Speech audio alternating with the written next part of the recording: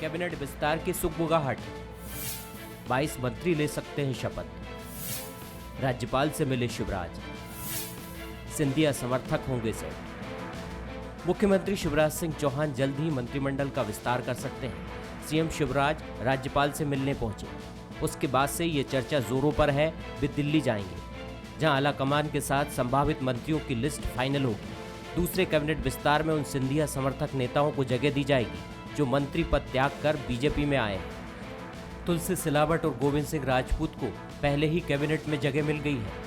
बाकी सिंधिया समर्थकों में महेंद्र सिंह सिसोदिया, प्रद्युमन सिंह तोमर, प्रभुराम चौधरी, इमरती देवी, एंदल सिंह कंसाना, हरदीप सिंह डंग और राज्यवर्धन सिंह दत्ती गांव को भी जगह मिल सकती है। इनके अलावा बीजेपी के सीनियर नेताओं के साथ कुछ नए चेहरे भी टीम शिवराज में शामिल हो सकते हैं। उनमें राजेंद्र शुक्ल, वरिष्ठ नेता भूपेंद्र सिंह, गोपाल भार्गव, रामपाल सिंह, गौरीशंकर बिसेन, संजय पाठक, विश्वास सारंग, जगदीश देवड़ा, सुरेंद्र पटवा, हरिशंकर खटी। इनके अलावा टीम शिवराज में नए चेहरे प्रदीप लारिया, शैलेंद्र जैन, रमेश मेंदोला, गोपीलाल जाटव, यशपाल सिंह सिसोदिया और अरविंद भदौरिया शामिल किया जा सकता है। लॉकडाउन की वजह से और विशेष करके प्राथमिकता जो है कोरोना महामारी से लड़ने की है, इस कारण से मंत्रिमंडल के विस्तार में कुछ विलंब हुआ है, परंतु माननीय मुख्यमंत्री जी शीघ्र ही मध्य प्रदेश के मंत्रिमंडल का गठन करेंगे। 23 मार्च को चौथी बार शिवराज सिंह चौहान ने मुख्यमंत्री पद की शपथ ली। उसके बाद वे कोरोना की जंग में जुट गए और मंत्रिमंडल का गठन टलता गया। इसको लेकर कांग्रेस लगातार सवाल उठा रही है। ज्योतिराज सिंधिया जी के इतने लोगों को एडजस्ट करना है, उसका दबाव पड़ रहा है, इनको अपने संगठन का दबाव पड़ रहा है, और जिस तरीके से ये मंत्रिमंडल को एक राजनीतिक चौसर की चाल की तरह लिया जा रहा है, तुष्टीकरण की राजनीति की तरह लिया जा रहा है, ये एक मध्य प्रदेश के लिए भयावह संकेत है। कांग्रेस के आरोप अपनी जगह है, लेकिन कोरोना से लड़ाई लड़ रही शिवराज सरकार के सामने अभी कई चुनौतियां मुंह बाएं खड़ी हैं। उनमें उपचुनाव भी है, लेकिन ऐसे हालात में क्या चुनाव आयोग इलेक्शन कराएगा, ये भी बड़ा सवाल है। सवाल ये भी है कि चुनाव आगे बढ़ते हैं तो शिवराज सरकार विधान परिषद गठन के रास्ते पर आगे बढ़ेगी। राजनीतिक और संवैधानिक संकट का हल कैसे निकलेगा, ये भी बड़ा यक्ष प्रश्न है। नमस्कार, मैं हूं शरद द्विवेदी और हमारा आज का मुद्दा है टीम शिवराज कितने महाराज। आखिर वो घड़ी जिसका इंतज़ार हो रहा है, ऐसा लगता है कि वो नज़दीक है। हालांकि लॉकडाउन का बढ़ना, उसको जब से ये घोषणा हुई है कि लॉकडाउन 2 हफ्ते और बढ़ेगा, तो कुछ ऐसी सुगबुगाहट भी बीजेपी के अंदर खाने से सुनने को मिल रही है कि कैबिनेट का ये विस्तार 6 मई जो इसकी संभावित तारीख मानी जा रही थी, उससे आगे जा सकता है और शायद 15 मई के बाद भी ये स्थिति बन सकती है, 20 मई के आसपास ही। बहरहाल इतना तय है कि मई का ये महीना मंत्रिमंडल के दूसरे विस्तार और एक तरह से मुकम्मल शिवराज कैबिनेट की एक तस्वीर आपके हमारे सामने ला सकता है। चेहरे जो सिंधिया खेमे से आते हैं वो चेहरे वही हैं। अधिकतर इस विस्तार के दौरान वही चेहरे सामने रहेंगे जिनके नाम आप और हम लगभग जिन पर अनुमान लगाना बहुत आसान है। सिंधिया खेमे से वही लोग रहेंगे जो इसके पहले मंत्री रह सकते हैं, क्योंकि राजनीति में और क्रिकेट में दोनों में ये कहा जाता है कि शानदार अनिश्चितताओं के खेल हैं। तो इतना तो फिंगर क्रॉस करके चलना चाहिए कि जब तक क्लैरिटी ना हो तब तक आप कोई ऐसा ना कहें कि ये हो ही जाएगा, ये घट ही जाएगा। लेकिन लगभग वही नाम है और शिवराज जी के भी क्लोज जितने साथी उनके हैं, भूपेंद्र सिंह जी की बात करें, राजेंद्र शुक्ला जी की बात करें, गोपाल भार्गव जी की बात करें, तमाम वो चेहरे, इसके साथ कुछ यंग चेहरे जो हैं, विश्वास सारंग जी की बात करें, तमाम वो चेहरे हैं जो पिछली कैबिनेट जो शिवराज जी की रही है 2013 से 18 तक, लगभग उसी किस्म की एक तस्वीर होगी। लेकिन लॉकडाउन का बढ़ना ज़रूर थोड़ी चिंता की लकीरें गहरी कर रहा है कि क्या ये कैबिनेट का बहुप्रतीक्षित दूसरा विस्तार आगे भी बढ़ सकता है। क्या समीकरण होंगे, किस तरह की तस्वीर होगी और कितना ज़रूरी है ये विस्तार हर लिहाज से मध्य प्रदेश के लिए, मध्य प्रदेश की बीजेपी सरकार के लिए, सिंधिया जी जो अब बीजेपी के हिस्सा हैं उनके लिए, और तमाम तौर पर मध्य प्रदेश जो कोरोना काल से जूझ रहा है पूरे देश की तरह और पूरी दुनिया की तरह, वहाँ भी इसकी बहुत आवश्यकता। मिलिए उन मेहमानों से जो हमारे साथ हैं। हमारे साथ हैं शिव अनुराग पटेरिया जी हैं, वरिष्ठ पत्रकार, राजनीतिक विश्लेषक और कई पुस्तकों के लेखक। हमारे साथ हैं बीजेपी के युवा नेता और प्रवक्ता राहुल कोठारी जी, उनका स्वागत पटेरिया जी के साथ। और अब्बास हफीज साहब हैं, युवा नेता और प्रवक्ता कांग्रेस के। आप तीनों का बहुत बहुत स्वागत। पटेरिया साहब, आपकी टिप्पणी से आगाज़ करता हूं मैं। कितना ज़रूरी मंत्रिमंडल? अब हालांकि कोरोना लॉकडाउन ने थोड़ा आशंका, संभावना ये बना दी है कि ये 6 मई के बजाय 5-6 मई जो तिथि थी उससे आगे बढ़ सकता है। किस तरह आप देखते हैं इसकी आवश्यकता, इसकी ज़रूरत, हर लिहाज से क्या कहेंगे? सर जी, मुझे लगता है कि भले ही लॉकडाउन आगे बढ़ गया हो, लेकिन मध्य प्रदेश में मंत्रिमंडल का विस्तार जरूरी है। दरअसल विदाउट पॉलिटिकल लीडरशिप के, कंप्लीट लीडरशिप के बहुत से काम पिछड़ जाते हैं, नियंत्रण नहीं होता है। शिवराज जी भी अक्सर कहा करते हैं और बाकी राजनेता भी कहा करते हैं कि घोड़े वही होते हैं, घुड़सवार बदलने से चीजें बदल जाती हैं। अभी घुड़सवार सिर्फ 5 हैं और एक उनका सरपरस्त है, यानी एक मुखिया है। एक बात कही आती है अक्सर सर जी कि आप अगर काम करेंगे या मैं काम करूंगा तो सिर्फ 2 हाथों से काम करूंगा, लेकिन यहाँ जितने लोग बैठे हैं, 5 लोग बैठे हैं, 4 लोग बैठे हैं, वो काम करेंगे तो 8 हाथों से काम होगा। मुझे लगता है हुजूर 20-25 लोगों को शरीक कर लीजिएगा, ऐसे कोई बुराई नहीं है। सबको 2-2 जिले सौंप दीजिएगा। ब्यूरोक्रेट्स का काम करने का तरीका अलग होता है, उन पर मेरा कोई सवाल नहीं है, लेकिन पॉलिटिकल लीडरशिप एक अनुभव देती है, एक सिंपैथी देती है, एक कनेक्ट देती है। मुझे लगता है बहुत ज्यादा विलंब करना मध्य प्रदेश के लिए बहुत घातक हो जाएगा। मैं बीजेपी और कांग्रेस की बात नहीं करता हूं, मैं शिवराज जी की बात नहीं करता हूं, मैं सिर्फ एक ही वकालत करता हूं कि हुजूर जितना जल्दी हो सके मध्य प्रदेश में पॉलिटिकल लीडरशिप आप जरूर खड़ा करिएगा। 20-25 जितने भी 30 आपको करना है कर लीजिएगा। आपके पास 35 मंत्री आप बना सकते हैं, 25 तो बना ही दीजिएगा, कम से कम 5 बन चुके हैं तो अन्यथा बहुत अनर्थ हो जाएगा, जिसकी कल्पना हम साल भर बात करेंगे। लोग अपनी बात नहीं कह पाते हैं, हमारे एमएलए नहीं मिल पाते हैं, तो मुझे लगता है कि वो तो हो जाना चाहिए और वैसे होगा भी, यही आप देख लीजिएगा 2-4 दिन के अंदर। बिल्कुल 22 से 23 संख्या मानी जा रही है पटेरिया साहब, जो मंत्री हैं संभावित। तो मोटे तौर पर हमारे पास करीब करीब मध्य प्रदेश की शिवराज कैबिनेट के 28 मंत्री हो सकते हैं, जो खबरें अंदर से निकल कर सामने आ रही हैं। और चेहरे वही हैं जो पुराने चेहरे हैं और जो प्रत्याशित चेहरे हैं, क्योंकि मुझे लगता है कि जो थोड़े बहुत अप्रत्याशित थे कुछ नाम, वो पहले कैबिनेट में आ चुके हैं। तो अब प्रत्याशितों की बारी है, अप्रत्याशितों की नहीं है। एक टिप्पणी राहुल कोठारी साहब की इस पर। कोठारी साहब, बहुत ज़रूरी है, पटेरिया साहब ने कहा है, स्वतंत्र विश्लेषक के नाते बहुत अपरिहार्य है, बाय ऑल मीन्स, राजनीतिक समीकरणों की दृष्टि से भी, उससे पहले मध्य प्रदेश के हितों की दृष्टि से भी।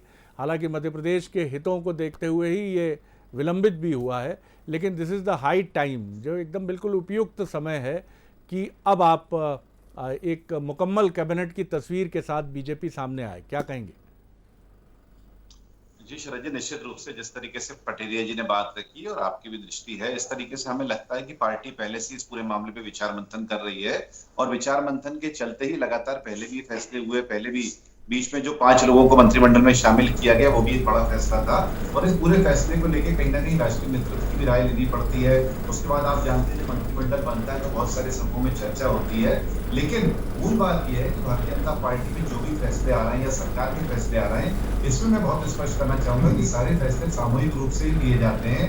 हमारी जो टास्क फोर्स बनाई गई थी वो लगातार रोज बातचीत करती है, रोज शाम को नियमित रूप से 4 बजे बैठती है, इसके बाद सब चिंतन होता है और ऐसा जी, ये कोई चर्चा नहीं है जो सामूहिक तौर पर निर्णय लेकर नहीं ली जा सकती है। लेकिन ये बात सही है कि टीम बड़ी होती है तो काम करने में और सुलभता होती है, आसानी होती है। और इस पूरे विषय में क्योंकि कहीं ना कहीं जब गृह मंत्रालय की गाइडलाइंस थी और नेतृत्व का निर्णय था और जिस तरीके से लॉकडाउन का पूरा मामला चल रहा था, उसको देखते हुए कोई भी गतिविधि की जाती, जनता की नजरों में खटकती कि हम एक तरफ जनता को रोक रहे हैं, लॉकडाउन का पालन कराने के लिए कर रहे हैं और उसके बाद लंबा चौड़ा मंत्रिमंडल विस्तार कर रहे हैं, ये ठीक संदेश नहीं जाता। सरकार ने समय रहते 5 का भी किया विस्तार और आने वाले समय में अब चूंकि लगातार रिलैक्सेशन चालू हुआ है, इस पे जल्दी करके चीजें आगे बढ़ेंगी और हमें लगता है इस मामले में लगभग हरी झंडी सब तरफ से हो चुकी है।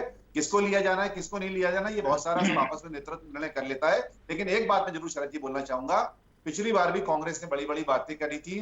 भारतीय जनता पार्टी के मूल सदस्य 3 आए, 2 हमारे नए नवागत सदस्य भी हमारे साथ आए, लेकिन इसके बाद भी इसके बाद भी कोई किसी तरह की हलचल पार्टी से लेकर कहीं पर कोई हुई नहीं।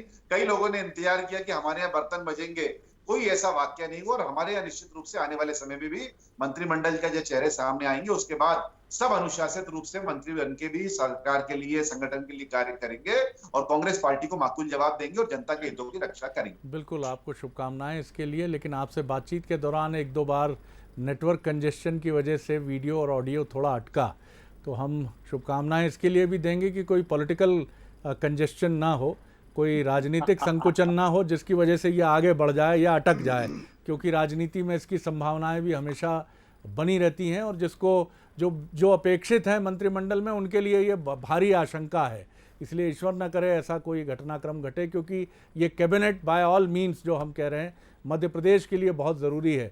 हफीज़ साहब अपनी पारी का इंतज़ार कर रहे हैं। मसला आपकी पार्टी का नहीं है, लेकिन बहुत अहम मसला है, क्योंकि कई आपके प्रिय पात्र रहे जो सदस्य हैं वो इस कैबिनेट का हिस्सा दो तो हो ही चुके हैं, दो वरिष्ठ नेता, और कई वेटिंग इन कतार में खड़े हुए हैं। किस तरह से देखते हैं आप कैबिनेट को, क्योंकि आपको भी उम्मीद है कि कैबिनेट बनेगा तो कुछ और गोला बारूद रसद आपको मिलेगी?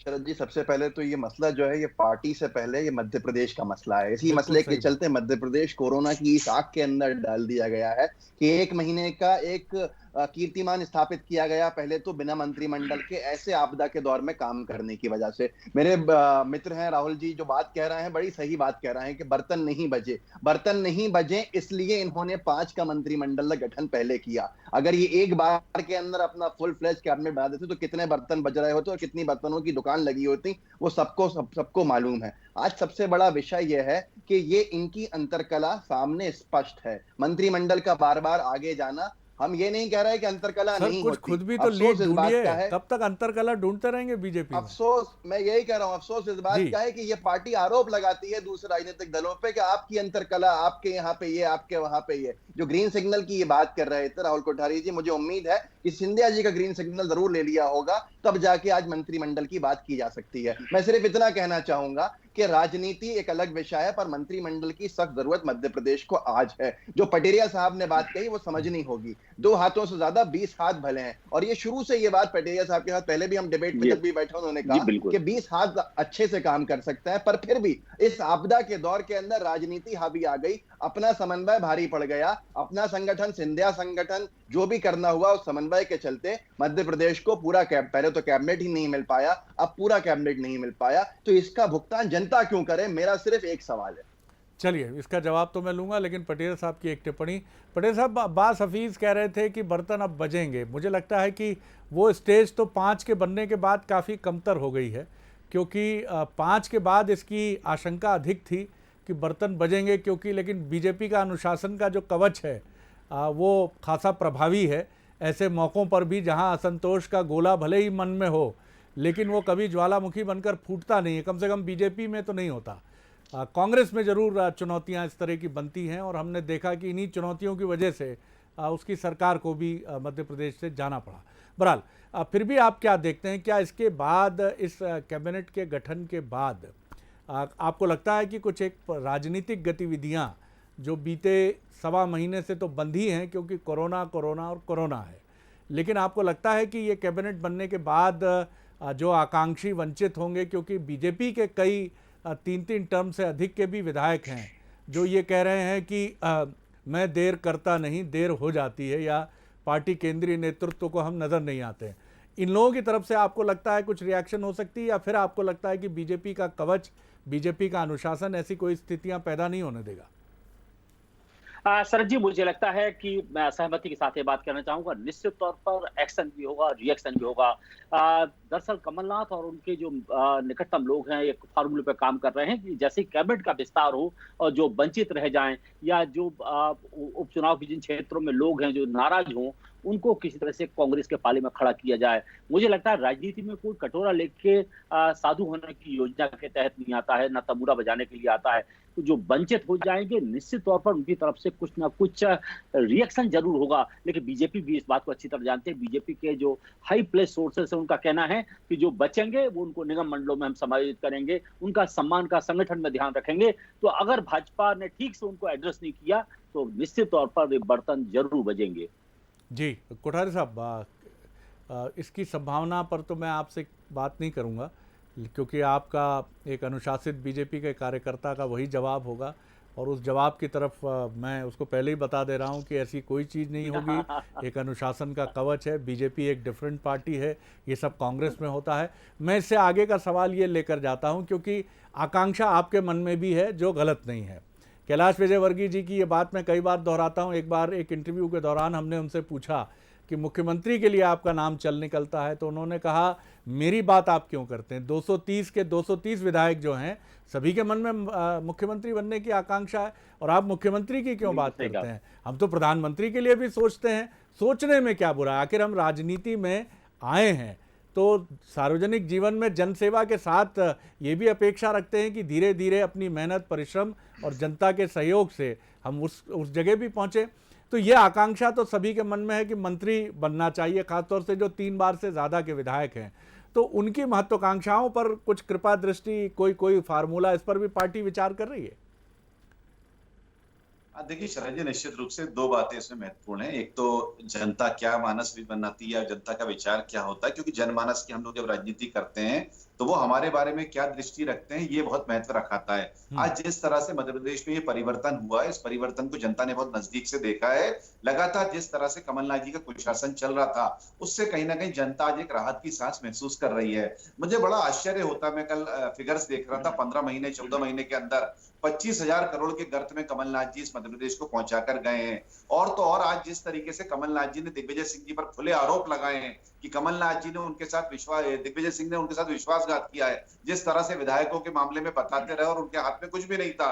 अब मुझे समझ में नहीं आता, आने वाले दिनों में कांग्रेस के कार्यकर्ता दिग्विजय सिंह जी को नारद मुनि कहेंगे, विभीषण कहेंगे, घटोत्कच कहेंगे, लेकिन कहीं ना कहीं राजनीति जो है अब कांग्रेस की बहुत अंदरूनी शुरू हो जाएगी। हमें लगता है कि जनता जनमानस क्या सोच रही है, ये विचार पहला बनता है। उस मामले में शिवराज सिंह चौहान जी हो या हमारे संगठन हो, हम लोग बहुत गहराई से उसमें विचार करते हैं। लेकिन रही बात लोगों को एडजस्ट करने की, तो एडजस्ट करना अपने आप में जरूरी है, लेकिन एडजस्टमेंट का अखाड़ा बनाना किसी भी हालत में नहीं बनने दिया जाएगा। हमारा संगठन हो, निगम मंडल हो, वही व्यक्ति, वही काबिल लोग जो है इन पदों पर हमेशा की तरह आएंगे, जो इन प्रक्रियाओं को आगे बढ़ा सके, संगठन का नाम रोशन कर सके और जनता की इस माध्यम से सेवा कर सके। किसी भी तरह से आप जानते हैं कि मध्य प्रदेश में या देश की बात करें, भारतीय जनता पार्टी ऐसी राजनीति कभी नहीं करती कि केवल देने के लिए दे दे और इस तरह के पदों को कहीं ना कहीं बदनीयती में डाल दिया जाए। हमें पूरा विश्वास हमारे संगठन पर है कि आने वाले दिनों में आप सभी को संतुष्ट भी पाएंगे और संगठन और सत्ता का जो हुष्ट पुष्टता है वो भी लगातार बनी रहेगी। बिल्कुल ठीक कहा। क्या कहेंगे, आपकी कथित इनफाइटिंग की तरफ इशारा कर रहे हैं राहुल कोठारी कि आपके 2 बड़े नेताओं के बीच कथित रूप से मन मुटा हुआ? मैं पटेल साहब की तरफ भी इस पर जरूर रिएक्शन लूंगा। पहले एक जल्दी से क्विक रिएक्शन अब्बास हफीज साहब की। जी, सबसे पहले तो मैं ये कहूंगा कि हमारी राजनीति और हमारी अंतरकला के बढ़ने की तरफ जो इशारा किया, मुझे लगता है जो हमें नुकसान होना था वो हो चुका है। आज हमारे यहाँ मौका नहीं है अब इन सारी चीजों के लिए, पर भारतीय जनता पार्टी को अपनी फिक्र करना बहुत जरूरी है। उसकी वजह यह है, जो ये एडजस्टमेंट की बात कर रहे थे, हर कोई मंत्री पद चाहता है निगम मंडलों से बढ़कर, और 6-7 तो विधायक वो हैं जो सिंधिया गुट के हैं और सिंधिया जी के साथ गए, पर जिनको भारतीय जनता पार्टी लालच, लोभ देखकर 14-15 को खुद अपने साथ लेके गई है, उनको भी एडजस्ट करना है। इनको अपने संगठन को एडजस्ट करना है, इनको सिंधिया खेमे को एडजस्ट करना है, और इनको जो अलग से लेके गए हैं जिन लोगों को, उनको भी एडजस्ट करना है। इनके लिए बहुत भारी समस्या है। इसलिए ये जनता के हित की बात नहीं बल्कि अपनी सरकार के हित की बातें सोचेंगे, और उससे जनता का नुकसान हो तो होता रहे। एडजस्टमेंट का क्या हाल है सर? सब सेट है या अभी आपके यहाँ भी बहुत जरूरत है एडजस्टमेंट? ना कोई गुट है, ना कोई गुटबाजी है शरद जी। जनता के लिए, जनता की आवाज बनकर रणभूमि के अंदर जाने की तैयारी है। एक बार कोरोना से लड़ाई लड़ ली जाए, जिसका हम शुरू दिन से कह रहे थे, पर भाजपा मजाक बनाती थी कोरोना का। आज भाजपा के साथ हम खड़े हैं, हम सरकार के साथ खड़े हैं। कोरोना से निपटने के बाद अपने चुनाव के अंदर जाएंगे। आपकी तरह ओजस्वी वाणी आपके वरिष्ठ नेताओं की भी गूंजती रहे, तो कांग्रेस के कार्यकर्ता में भी जोश रहेगा कि हाँ, ताकत के साथ हमारे सीनियर लीडर भी खड़े हैं सामने, खासतौर से वो सीनियर लीडर्स जिनकी आवाज़ लंबे समय से सुनी नहीं गई है मध्य प्रदेश में। ये सही वक्त है कि अपनी तमाम, खैर हम काहे को फिर सिफारिश या हम सुझाव देने वाले बने सर, क्योंकि ये हमारा काम नहीं है। पटेरिया साहब, कंक्लूडिंग रिमार्क आपका। जी सर, कंक्लूडिंग रिमार्क सर, पूरे मामले पर दोनों मित्रों की राय सुनिए आपने। आपको क्या लगता है, कांग्रेस के, जैसा आपने कहा, कांग्रेस के पास अच्छा मसाला होगा और मध्य प्रदेश की राजनीति में भी एक मोमेंटम आएगा इस कैबिनेट के गठन के बाद? निश्चित तौर पर कांग्रेस के पास मसाला भी होगा और कांग्रेस की अपनी दिक्कतें भी होंगी। खासतौर पर कमला जी ने जो कुछ भी एक चैनल के साथ बातचीत में कहा है, मुझे लगता है एक बड़ा इनफाइटिंग की तरफ संदेश भी है, क्योंकि अभी तक कमलनाथ जी की सरकार के पीछे सुपर चीफ मिनिस्टर के तौर पर दिग्विजय सिंह को ही माना जा रहा था। तो मुझे लगता है कांग्रेस के भीतर भी समीकरण बनेंगे बिगड़ेंगे। जिस तरह से मुकुल वासनिक का आगमन हुआ, तो आप देखिएगा बहुत दिलचस्प राजनीतिक दृश्य मध्य प्रदेश में आपको दिखाई देंगे। चलिए, मैं बहुत धन्यवाद करता हूं शिवराज पटेरिया जी का, धन्यवाद अब्बास हफीज साहब का और धन्यवाद राहुल कोठारी साहब का। तो कुल मिलाकर बेहिचक कैबिनेट के विस्तार पर आपकी, हमारी, हम सब की निगाहें हैं और ये भी तय मानिए कि मध्य प्रदेश के लिए ये जितना ज़रूरी है, मध्य प्रदेश की सियासत में एक नए सियासी रंग के साथ सामने आने वाला भी ये विस्तार साबित होगा। न सिर्फ ये कांग्रेस को एक बीजेपी को लेकर अटैक करने का एक मॉडल शायद ये कांग्रेस को दे सकता है, और बीजेपी के लिए भी ये एक चुनौती तो इस मायने में बनेगा ही, क्योंकि राजनीति में आकांक्षाएं हमेशा परवान चढ़ती हैं। लेकिन कैप्टन शिवराज एक बहुत ही माहिर रणनीतिकार भी माने जाते हैं। राजनीति की उनकी विनम्र लेकिन चतुराई से भरी शैली बहुत चुपचाप काम करती है, लेकिन बहुत माकूल तरीके से और बहुत इफ़ेक्टिव तरीके से काम करती है। इसीलिए जो पहले 5 मंत्री थे वो भी उनका बहुत दिलचस्प मूव था, और आने वाले जो 20 से अधिक मंत्री जो दूसरा विस्तार है वो भी काफ़ी दिलचस्प होगा, क्योंकि शिवराज मध्य प्रदेश की राजनीति के और ख़ासकर से भारतीय जनता पार्टी की राजनीति के हर पेंचो खम को बखूबी समझते हैं। तो देखते हैं, फिंगर क्रॉस करके रखिए कि कितनी जल्दी होता है ये विस्तार। नमस्कार।